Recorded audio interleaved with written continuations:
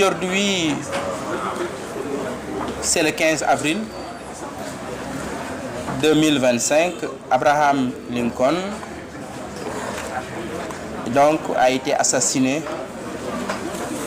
le 14 avril. C'est le 14 avril que John Wilkes Booth a tiré sur Abraham Lincoln. Mais il a rendu l'âme le 15 avril 1865 à 7h22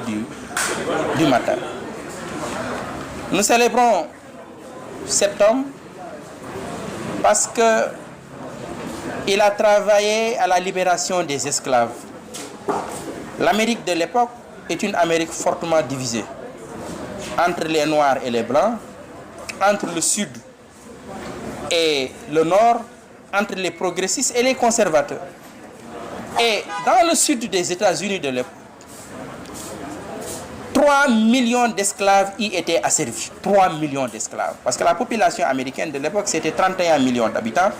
dans lesquels vous avez 3 millions d'esclaves. Et Abraham Lincoln avait l'habitude de dire,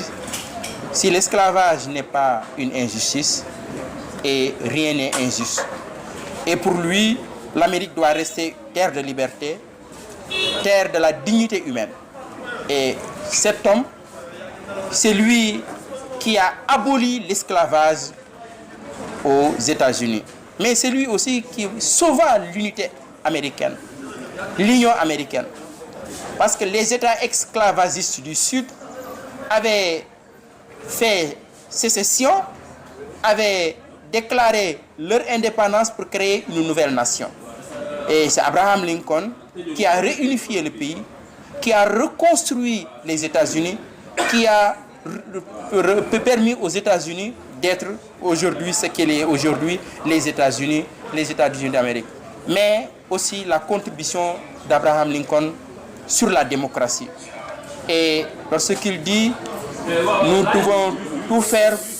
pour que le pouvoir du peuple, par le peuple et pour le peuple ne disparaisse jamais de la surface de la terre. Cette parole de Lincoln nous interpelle. Pourquoi? Parce que le système politique démocratique, le gouvernement démocratique est toujours un gouvernement fragile, ce qui fait que les démocrates du monde, les démocrates d'où qu'ils viennent, doivent toujours se battre pour la pérennité de leur système politique. Et aujourd'hui, nous vivons en Afrique, donc la crise de la démocratie ou des démocraties. Nous avons des guerres civiles, nous faisons face à des rébellions, nous faisons face au djihadisme, nous faisons face à des coups d'État, nous faisons face à des reports d'élections. Abraham Lincoln est un modèle qui peut inspirer les hommes politiques africains. Nous avons fait une conférence qui Abraham Lincoln ak démocratie. Ndax Abraham Lincoln ñu ngi ko rey assassiné 15 avril 1865 mu am téeméeri at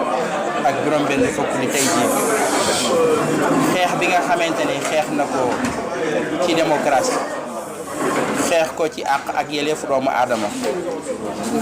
ndax kat moom bi muy jël États-Unis ñu koy fal président 1860 fekk na biir Amérique ñetti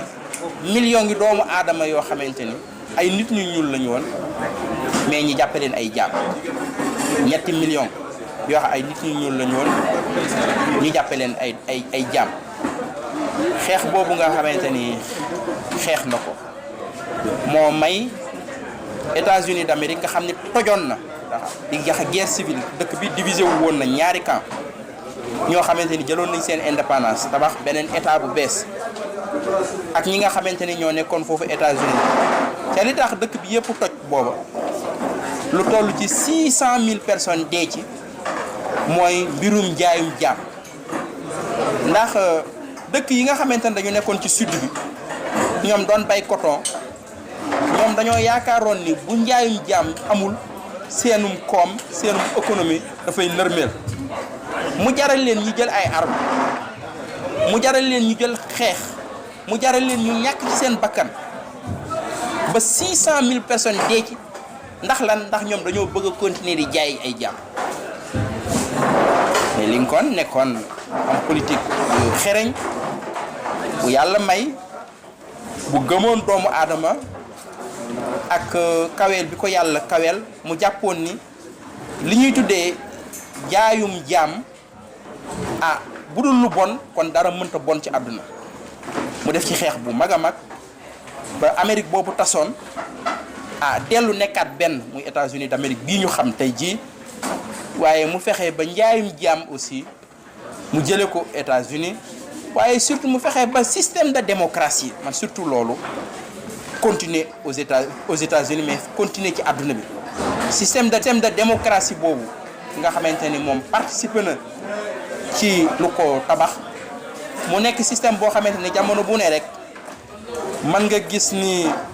système bu fragile la ñu wax ci xool ñun fii ci Afrique lan lañ ci war a mën a jàng ndax ñun dañu bëgg a continuer nekk ci démocratie bëgg a dund ci démocratie bëgg aussi su ëllëgee système de démocratie boobu daal di continuer mais loolu liñ ci mën a jàng mooy démocratie jamono bu ne rek